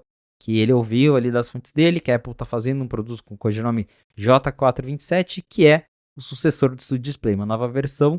Segundo o Gurman, não vai ter um design diferente, então, para quem de repente esperava algo com bordas mais finas, algo assim, parece que vai ser a mesma coisa, só que com um painel melhor, né? Como o Ross Young sugeriu. Provavelmente vai ter uma tela mini LED, que é a tela que a gente tem hoje nos MacBook Pros, por exemplo, que é essa tela com vários pontos de local dimming, né? Pontos de iluminação ali com o brilho localizado, que você consegue ter um contraste maior, consegue ter HDR, que hoje o Studio Display ele tem um LCD padrão, com brilho de LED padrão. O Pro Display XDR, ele tem, a Apple não chama de mini LED, mas é parecido, ele tem mais zonas de local dimming, então ele consegue ter HDR, consegue ter um brilho melhor. Mas para o ano que vem, deve ter aí a segunda geração do Studio Display. A Apple e Monitor sempre foi uma relação bem esquisita, né? Porque eles vão lá, lançam, aí ficam 6 anos sem atualizar, às vezes descontinua, daí volta de novo. Né? Foi assim já no passado, né? A Apple tinha o Cinema Display, matou o Cinema Display, aí anos depois trouxe o Pro Display XDR, que já está abandonado também, ninguém mais fala de Pro Display XDR, tanto que o Gurman até falou, né, que apesar da Apple ter planos de atualizar o Studio Display, não tem nem sinal de que ela vai atualizar o Pro Display XDR, que é o mais caro e que até hoje também, né, não tem 60 Hz, tem nada disso, e nem sinal no horizonte de que vai ter tão cedo. Então, Apple e monitores, né? Mas para quem quer comprar um Studio Display, mas não tá com medo de comprar uma versão atual, vai ter que esperar, né, mais um tanto, até o final do ano que vem. Eu diria que assim, se você já tem essa vontade, igual eu tinha essa vontade, achei num preço que tava ok, né, que barato não é, mas achou num preço que tá ok, compra porque ainda vai demorar, né, esse ano pelo jeito não vai ser mesmo, e esse buy, né, até 2026 pode ser muito tempo daqui pra frente. E o Gurman não anda muito preciso com as previsões, com o tempo Nunca, de lançamento, né, das coisas, né? Então tem que levar isso em conta. E uma coisa que eu concordo é o seguinte, né? Partindo da premissa gigantesca de que é óbvio que esse produto, na verdade muita coisa que a gente quer não é barata, né? é tudo sempre meio caro. Mas pensa o quanto tempo você passa pensando sobre deveria comprar ou não e etc. Então, se no começo de 25 você não está comprando o Studio Display, que talvez ele saia em 2026, se couber na carteira, dá para parcelar, compra. Olha quanto tempo você vai livrar na sua cabeça de não ter que pensar uma vez por dia, a cada 2 dias, várias vezes por dia, nossa, eu devia comprar, deixa eu ver como é que tá o preço. Putz, eu não sei, acho que é melhor não comprar. Putz, vai nessa, mergulha. Vai, você vai ficar feliz, vai chegar, vai ser uma legal, você vai ficar mais produtivo por estar feliz por ter comprado. Aí você acha outra coisa pra ficar pensando se devia comprar ou não. Mas tira isso da cabeça, é um livramento. Com certeza. Tudo bem, agora a gente vai falar sobre como a Netflix semana passada passou muito perto de entregar uma coisa que o pessoal queria, mas ela voltou atrás e conseguiu reverter a crise de entregar o que o pessoal queria. Mas antes de falar sobre isso, eu vou agradecer a ExpressVPN, que está mais uma vez patrocinando a fonte e segue oferecendo um mês de graça para você experimentar o serviço e depois 3 meses de bônus no fim da assinatura do plano anual para você proteger a sua conexão. Se você depende de Wi-Fi públicos na sua vida, vai saber como é que está a segurança, se os seus dados estão sendo coletados, repassados, para quem que está sendo repassado. Você protege a sua conexão com a ExpressVPN e nem ela sabe os sites, os serviços, por quanto tempo, que aparelho, que versão do sistema, por que está acessando, porque fica tudo criptografado e passa pelos canos impenetráveis ali da ExpressVPN. E para streaming, isso é especialmente bacana, porque se você rotear sua conexão pelos Estados Unidos, pela Inglaterra, pelo país que você quiser, dos mais de 100 que ela oferece, você vê o catálogo, o conteúdo desses países, que é diferente do que tem aqui no Brasil. Isso sem perder em velocidade, que eles investem muito na estrutura para você poder ter uma conexão estável, segura e ver, internet, web afora aí, vendo conteúdos que você quiser. Então faz o seguinte, se você for em expressvpn.com/afonte ou se você usar o cupom AFONTE no checkout, você testa por um mês de graça para ver como é fácil colocar e como é fácil ligar, desligar, administrar no dia a dia no iPhone, no iPad, no Mac, na Apple TV, que é um jeito super legal, no roteador de casa direto, se você quiser. E aí, se você assinar o plano anual, no fim desse ano você ganha 3 meses de lambuja, mas tem que ser por meio do link expressvpn.com/afonte ou usando o cupom AFONTE no checkout. Muito obrigado à ExpressVPN pelo patrocínio de mais esse episódio do podcast e pelo apoio a toda a Gigahertz. Valeu, ExpressVPN!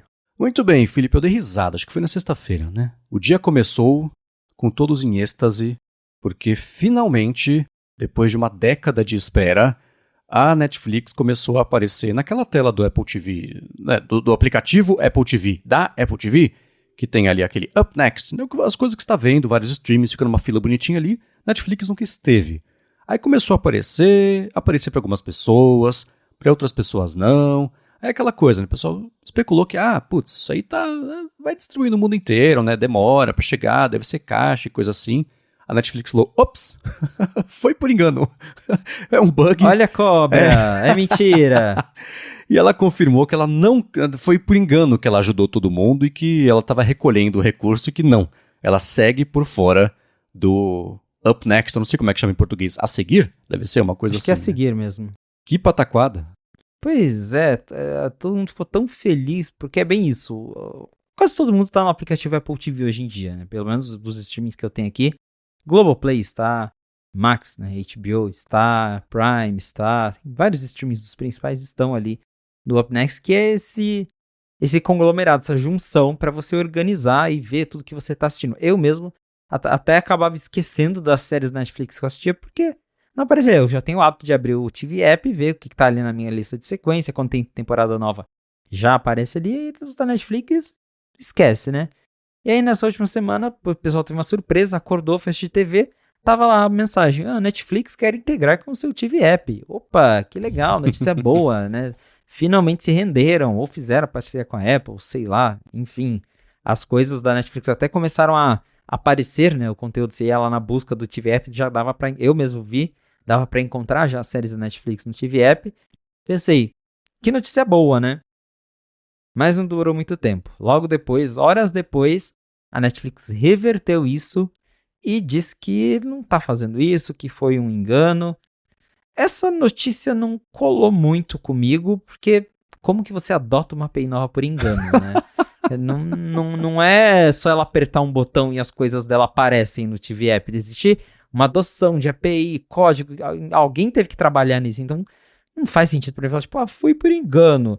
O que eu imagino que pode ter rolado, eles estão experimentando, considerando a possibilidade, estão testando lá dentro, e alguém pode ter apertado o botão antes da hora, né? Antes deles realmente falarem, não, a gente vai lançar mesmo, e falou, não, volta não, foi engano, não, a gente não queria lançar nada. Porque, de novo, tem como você fazer uma coisa dessas por engano. Então, acho que o mais provável é isso mesmo. Eles não queriam lançar agora, e aí eles lançaram sem querer, se o negócio tá pronto de verdade. Tanto que, se eu não me engano, só apareceu essa integração mesmo pra galera lá nos Estados Unidos. Acho que no resto do mundo nem chegou a ser liberado. Mas né, eu quero acreditar que é um bom sinal. Que eles repensaram ali a estratégia deles, viram que vai ser bacana pra todo mundo se integrar no aplicativo da Apple, e quem sabe daqui a um tempo eles voltem e anunciem que daí sim é oficial. Mas por enquanto, para quem se animou, tem que realmente esperar, porque eles já voltaram atrás.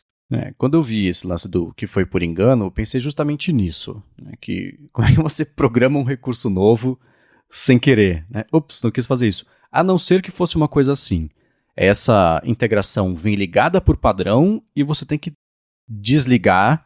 E alguém foi mexer alguma coisa, ligou, esqueceu de desligar. Eu conversei com o Rambo falou, não, isso é uma coisa que você tem que ativamente incluir, né? Não é uma coisa que você faz por engano, você esquece de desligar uma chavinha e foi pro ar, não é assim. Então a expectativa é parecida. Quando eu vi isso, eu falei, pronto, agora vamos passar não só a integrar isso, porque assim como acontece com você, Felipe, eu passo meses sem lembrar que a Netflix existe, porque não tem nada lá que eu esteja vendo, né? Numa sequência, assim, muito louca, e eu abro, tá lá na home do Apple TV. Tudo bem que isso é um argumento de antitrust, né? Mas tudo bem, fazer o quê, né? É o que acontece. Eu entro lá, já tô ali dentro, vejo as séries que eu tô assistindo no, sei lá, no Amazon Prime, no HBO Max, na própria TV Plus, e o Netflix nem passa pela cabeça. Na hora que você senta ali e tá no jantar pra escolher, você vai ficar pulando de aplicativo em aplicativo, né? Você vai no que tá mais fácil. Então, eu também nem lembro que a Netflix existe por conta disso. Eu provavelmente acabaria retomando séries que eu desisti de ver lá na Netflix. Diplomata, por exemplo. Eu tentei, comecei, empolguei, não funcionou. Mas, né, a expectativa é que... Eu achei que a hora que eu vi isso, falei, então agora vai ter isso. Daqui a pouco vão anunciar aplicativo de Vision Pro. Devem ter conseguido fazer uma reaproximação aí, mas não, foi uma novidade lançada como bug. Que pena.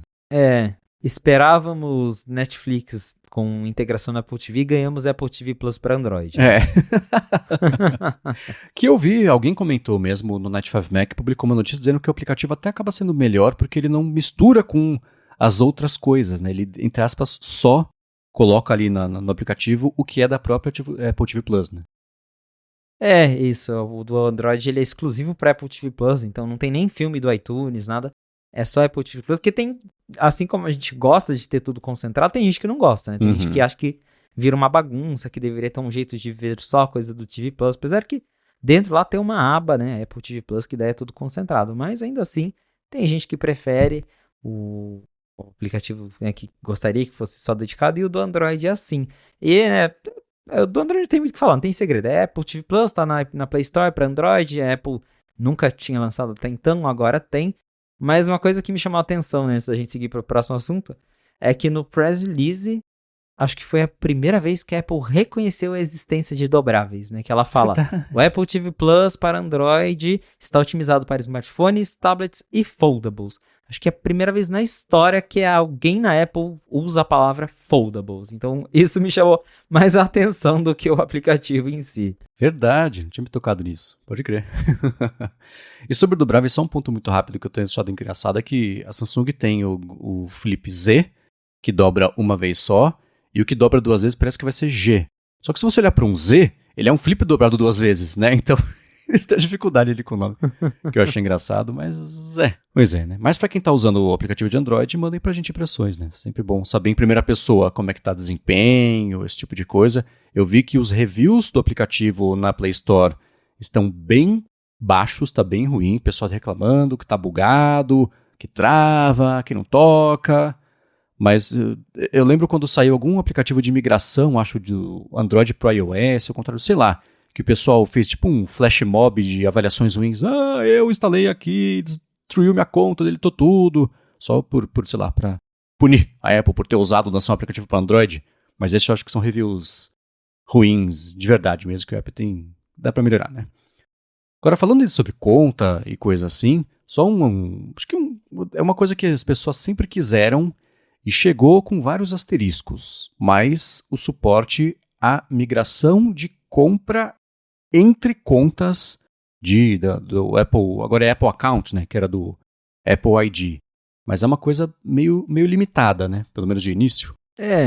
Pois é, era uma coisa bem limitada. Isso também gerou bastante repercussão, porque primeiro veio o anúncio, né? A Apple agora deixa os usuários migrarem as compras de uma conta para outra. Todo mundo falou, finalmente, vou juntar minhas contas, isso e aquilo.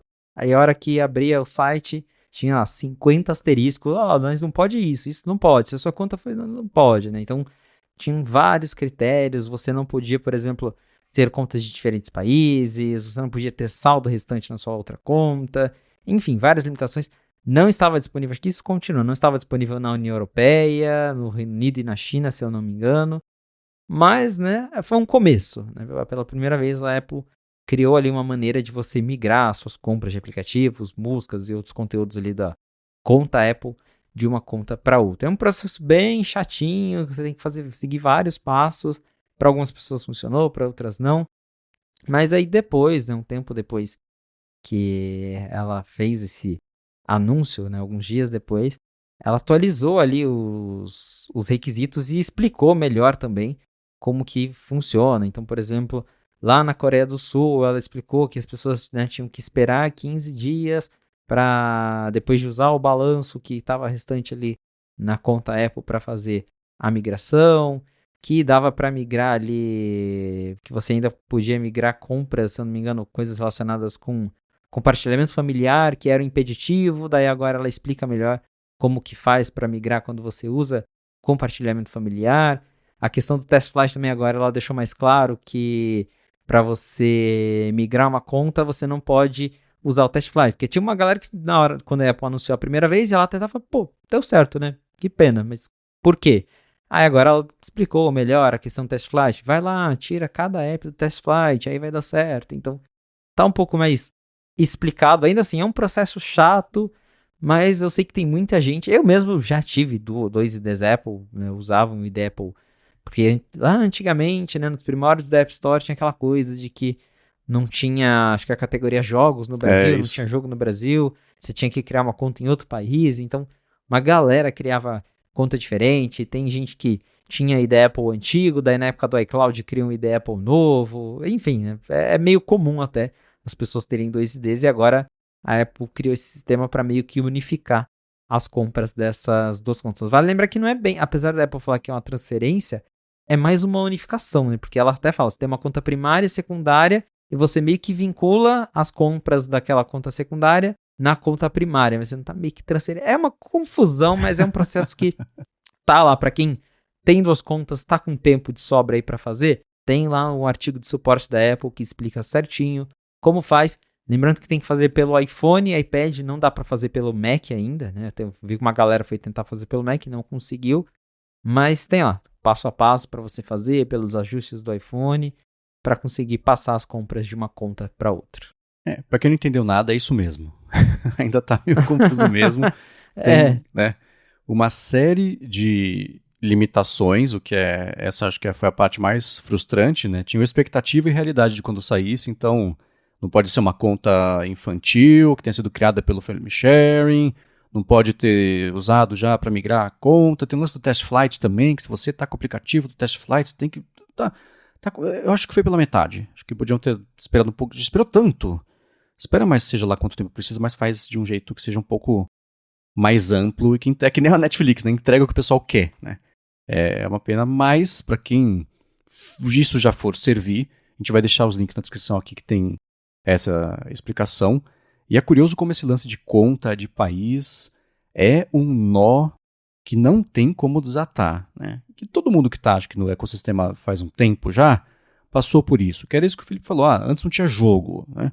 Até hoje, eu fui lá para fora, comprei uma fechadura eletrônica, voltei aqui, baixa o app, não tem o app na loja brasileira, vai lá, cria uma conta gringa, só pra você ter esse app.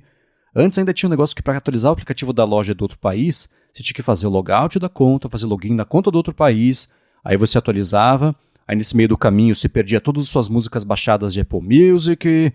Era uma zona, era insuportável. Hoje em dia tá um pouco melhor.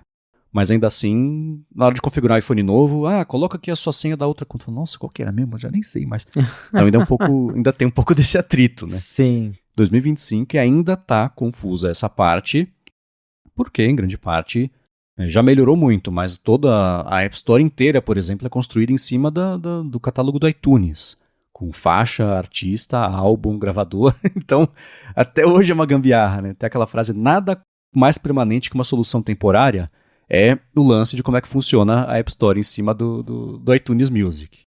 Mas tá aí, um passo de formiga, mas pra frente, pra quem precisa desse tipo de coisa. Com certeza, o que deve ter de remendo por trás de App Store, iTunes, não tá escrito. Porque eu lembro uma vez eu tava usando o Apple Music no Mac, e aí eu pesquisei, fui clicando em links, chegou numa tela que voltou naquela tela antiga do iTunes, com a barrinha do lado. É o WebView, né, o Apple Music. Eu falei, caramba, olha onde eu caí, né? Então, que deve ter de remendo por trás dessas coisas.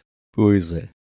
Agora a gente deu uma pincelada nisso, a gente vai só entrar um pouquinho mais a fundo de que parece que a Siri prometida aí para Apple Intelligence, etc., talvez não chegue agora no iOS 18.4, que deve ganhar um beta nos próximos dias, mas sim só no 18.5.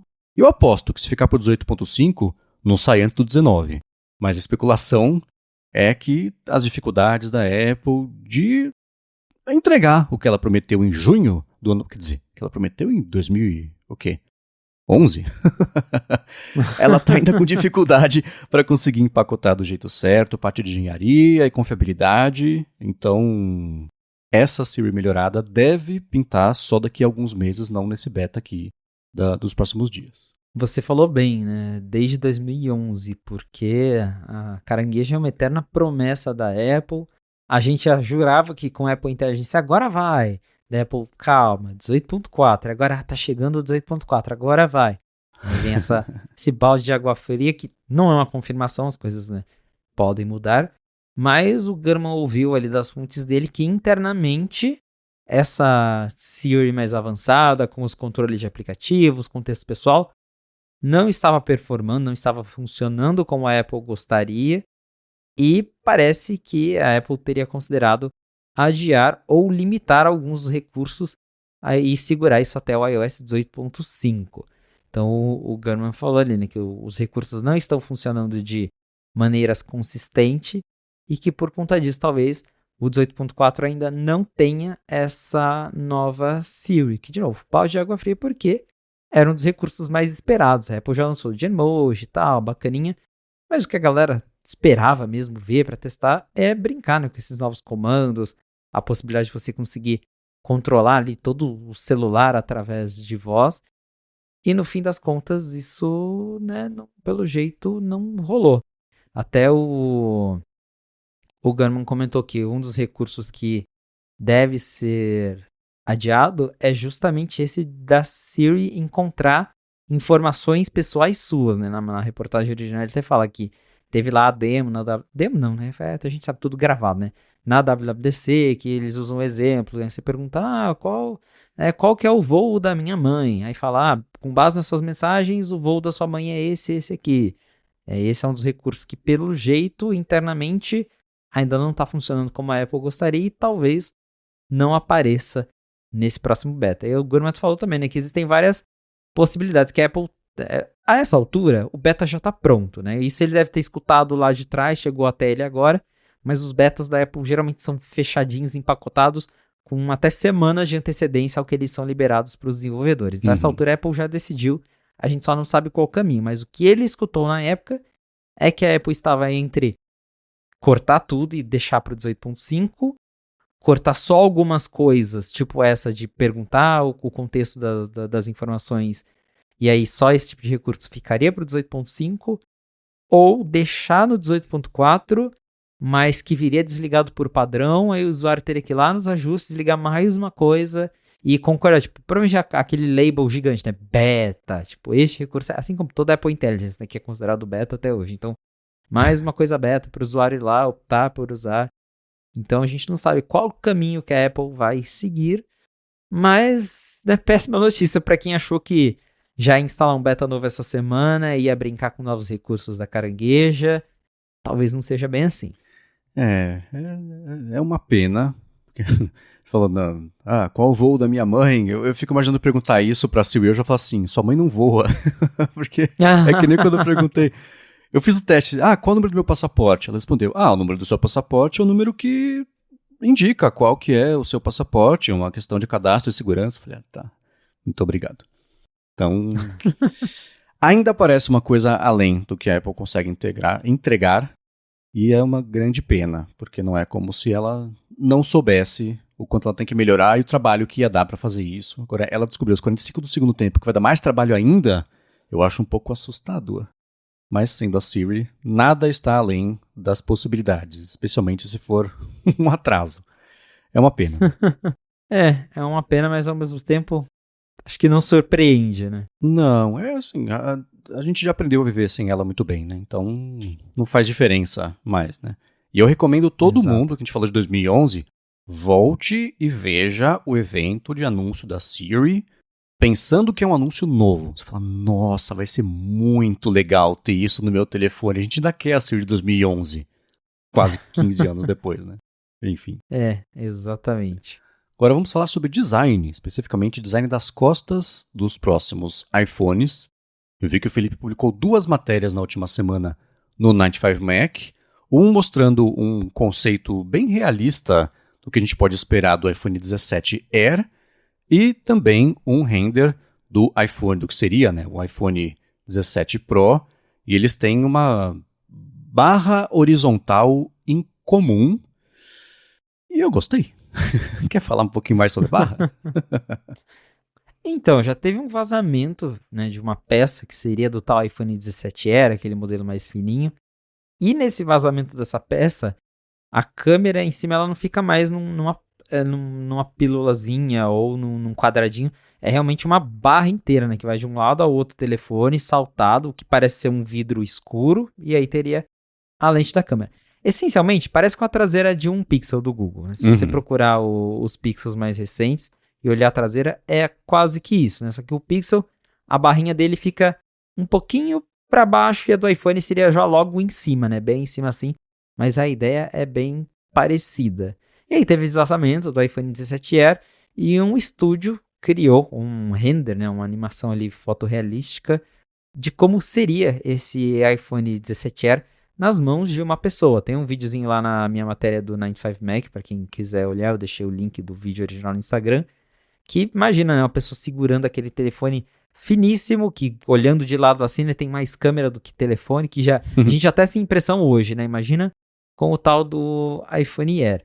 Mas é um conceito que é bem bacana, acho que dá pra ter uma ideia melhor do que vai chamar atenção nesse telefone, né? Você segurar um telefone super fininho, porque eu já vi os iPads novos nas lojas, né? Pra ter uma ideia, a Apple não, né? Os rumores dizem que a Apple tá mirando aí num design que pode ser ter até 5,5 milímetros de espessura, que seria bem fino para esse iPhone.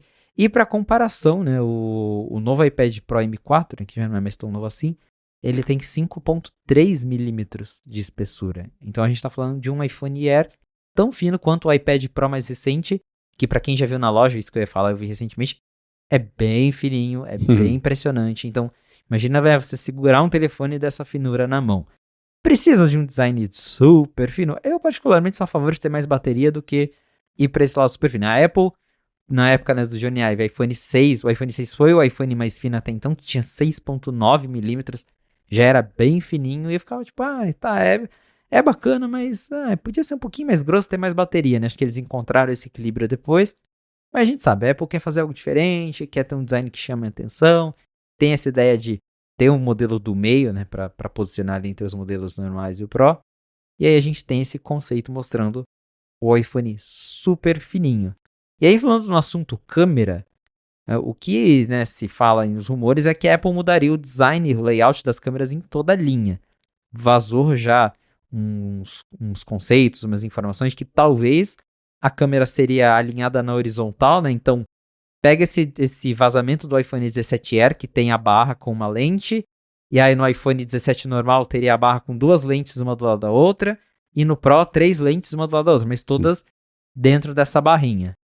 Daí agora, na última semana, Jon Prosser, quem lembra dele, do Front Page Tech, apareceu falando, não vai ser bem assim, o layout das câmeras vai ficar o mesmo, mas vai ficar dentro de uma barrona gigante, né? Então, ao invés de ser uma do lado da outra, a barra do 17 Pro segundo que ele mostrou seria uma barra grandona, mas as câmeras ainda teriam esse layout de triângulo. Eu publiquei a matéria, publiquei o render, para quem quiser ver, tá lá no 95Mac, tem no canal do Jon Prosser também.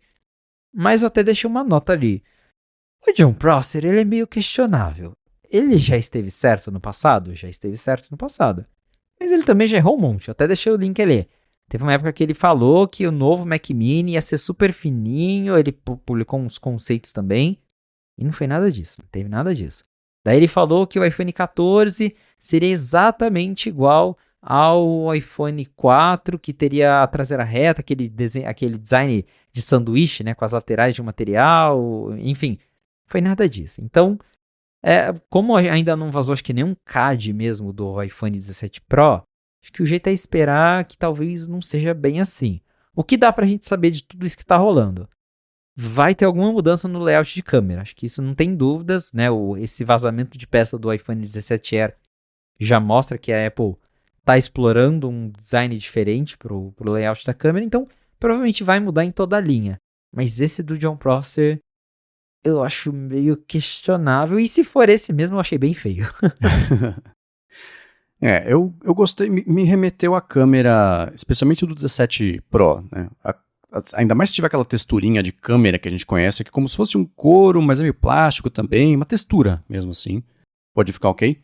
O que coloca contra um pouco desse rumor é que geralmente no design da Apple em geral, a coisa é escola de Uniave, né? O negócio só tá lá por um motivo. Você ter essa tábua toda, esse é um trampolim na parte de trás ali vazio, especialmente, agora eu tô pulando de iPhones, no caso do 17R, que você tem a câmera, tem o microfone, tem o flash e tem todo o resto que vai lá até a outra ponta sem motivo para estar lá. Se você fosse reduzir isso ao que precisa, você volta a ter uma pílula, que é como ele é hoje em dia, porque o negócio só ocupa o espaço que ele tem que ocupar, né?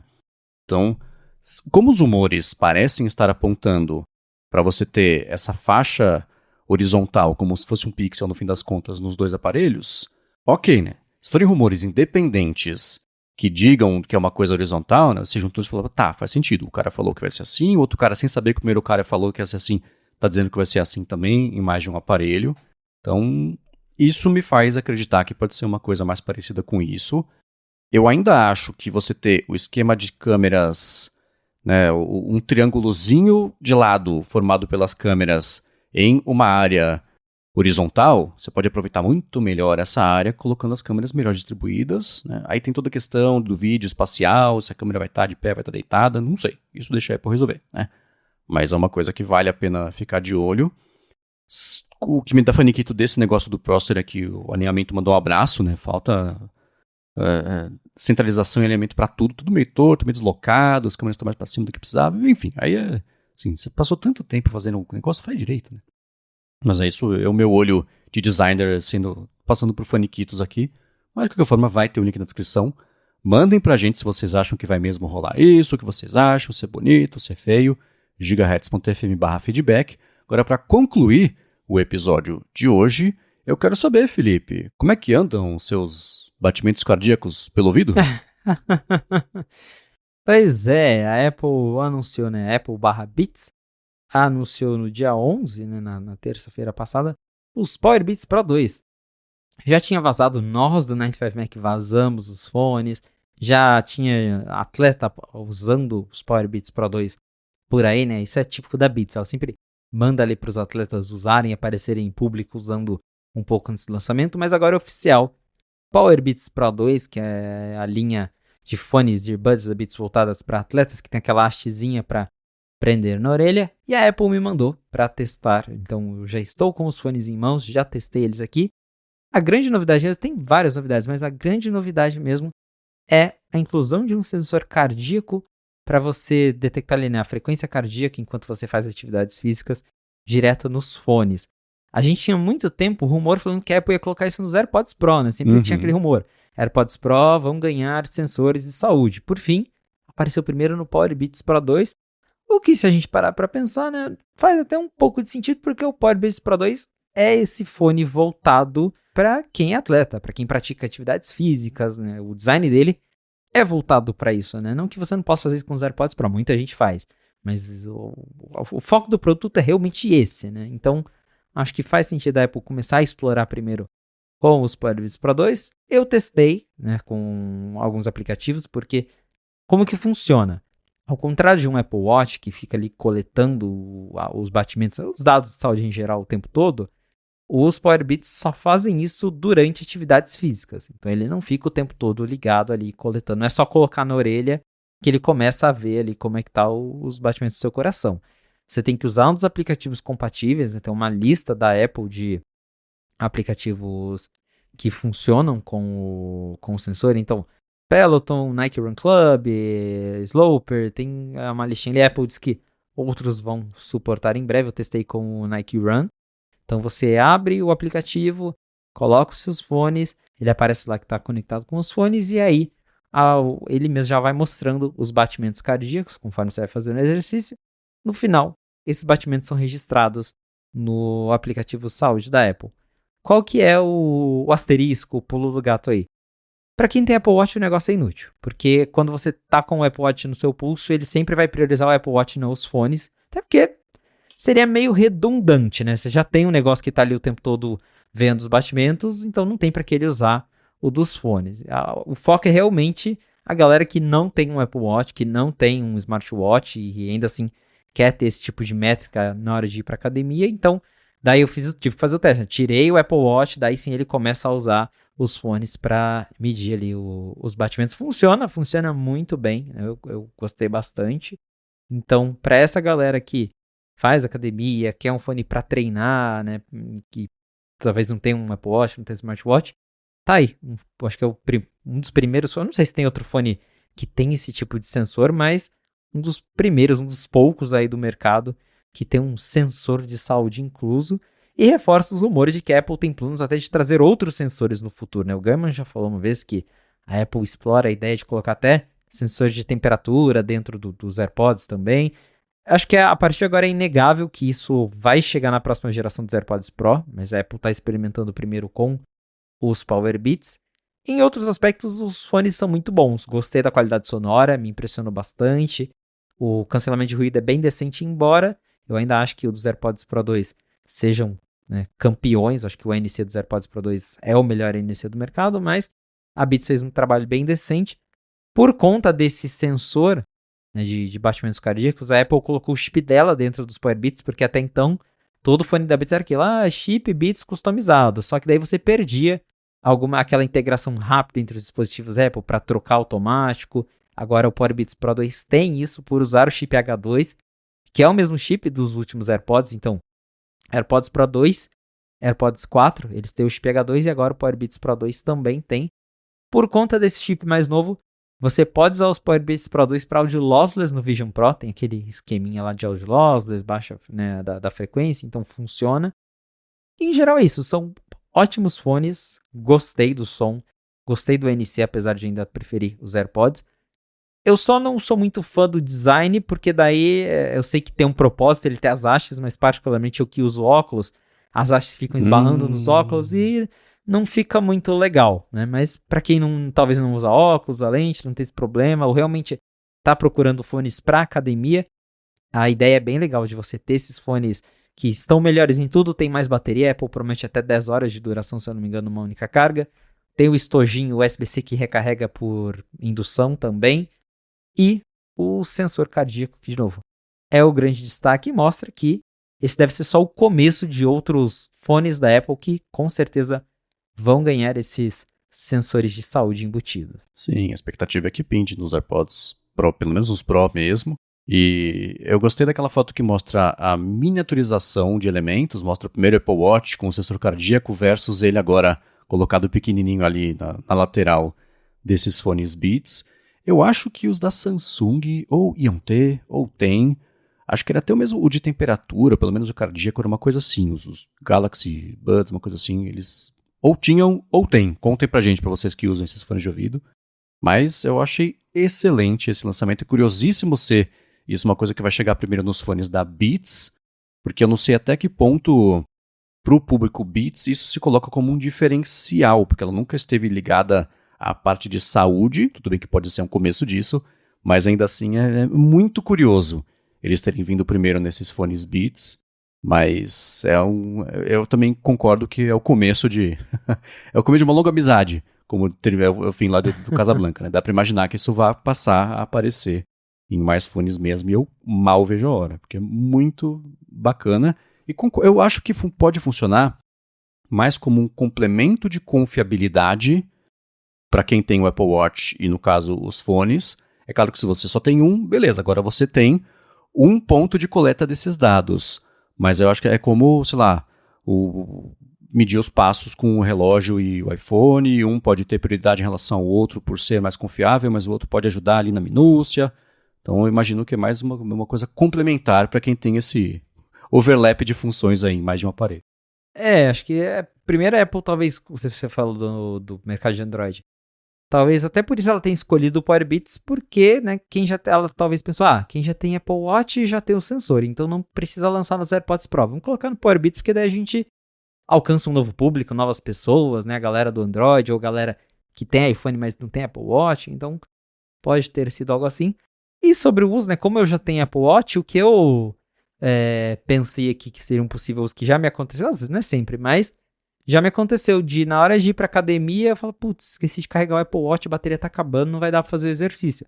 Agora eu posso ir tranquilo com os meus fones, que eles vão coletar os dados pra mim, então nesse caso vai ser bem útil, mas eu fiquei empolgado pra ver, né, porque a gente sabe, chegou agora, é só batimento cardíaco, mas como já tem rumores no futuro, esses fones devem ser capazes de coletar ainda mais dados, né, talvez dados até que não dá pra coletar diretamente no pulso, mas pelo canal auditivo ali seja possível, né, com o contato. Então, acho que é bem promissor o que a Apple está fazendo.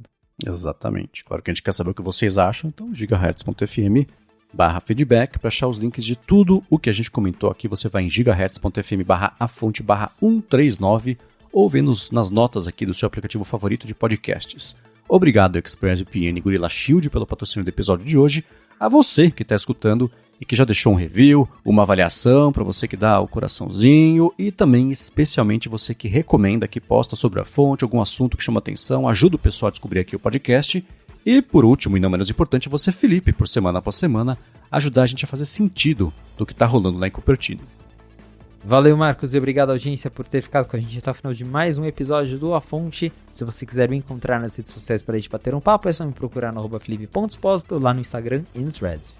Boa, para falar comigo, MVC Mendes. Eu apresento por aqui o Área de Trabalho e a Área de Transferência. Para a Alura, eu apresento o IA Sob Controle e sai todo sábado no Mac Magazine, minha coluna opinativa, fim de semana passado, sobre a rota de colisão inevitável entre o Trump e o Tim Cook por criptografia. O link vai estar aqui na descrição. Pessoal, obrigado mais uma vez pela audiência de vocês e a gente volta na segunda que vem. Um abraço e até a próxima.